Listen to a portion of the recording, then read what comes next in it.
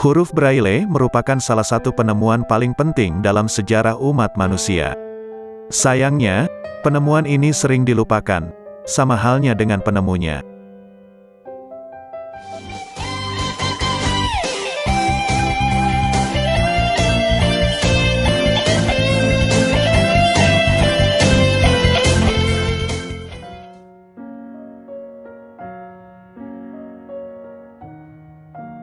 Tanggal 4 Januari tahun 1809, seorang bayi laki-laki lahir ke dunia, tepatnya di Capevray, Perancis. Sebuah desa kecil yang berjarak 20 mil dari Paris. Anak laki-laki ini diberi nama Louis Braille.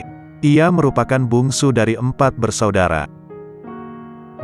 Braille tidak lahir sebagai tunanetra. Sewaktu kecil, dia merupakan anak yang riang dan suka belajar.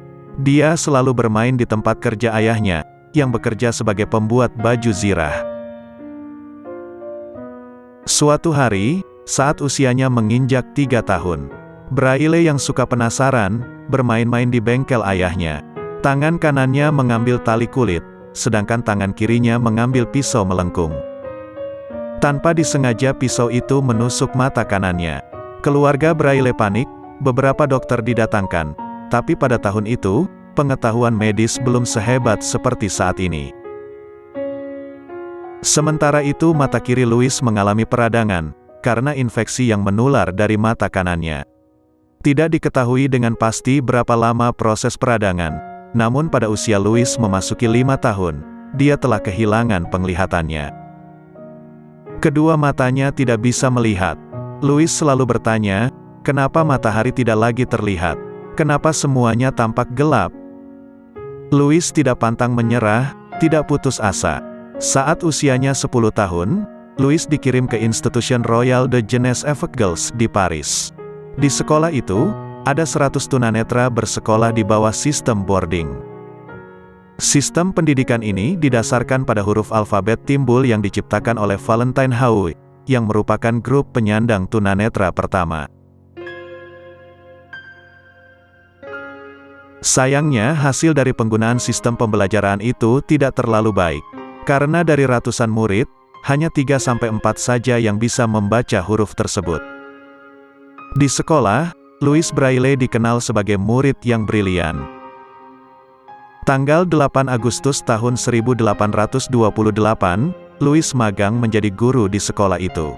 Penemuan huruf Braille berawal dari kunjungan Charles Berbier, seorang pensiunan kapten artileri dari tentara Napoleon. Dia datang untuk mendemonstrasikan kode yang digunakan oleh tentara untuk mengirim pesan satu sama lain, dalam kegelapan melalui titik-titik yang mewakili suara. Akan tetapi sistem yang diperkenalkan Berbier masih terlalu rumit bagi para siswa, karena memang tidak didesain untuk mereka. Hampir mustahil orang dapat mengingat 4069 kombinasi yang berbeda. Louis yang saat itu berusia 12 tahun, tertarik dengan sistem Berbier. Dia bekerja keras untuk memperbaiki sistem tersebut.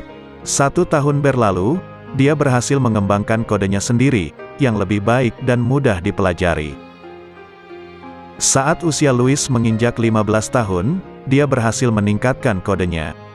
Metodenya menggunakan kombinasi titik timbul yang mewakili huruf alfabet yang sebenarnya, bukan suara. Kode Braille menggunakan lebih sedikit titik, membuatnya lebih mudah dipelajari, dan dalam pola lebih kecil yang dapat diraba oleh jari. Huruf ini terdiri dari 6 titik dan 64 kemungkinan. Akan tetapi tidak semua penemuan besar berakhir dengan kemasyhuran. Louis Braille adalah salah satunya. Di tengah perjuangannya memperoleh pengakuan formal, ia mengidap penyakit tuberkulosis, hingga menyebabkan kematian pada tanggal 6 Januari tahun 1852. Namun dari penemuannya, sampai detik ini, para tunanetra di seluruh dunia dapat mempelajari, dan dapat membaca huruf yang sama dengan orang yang dapat melihat.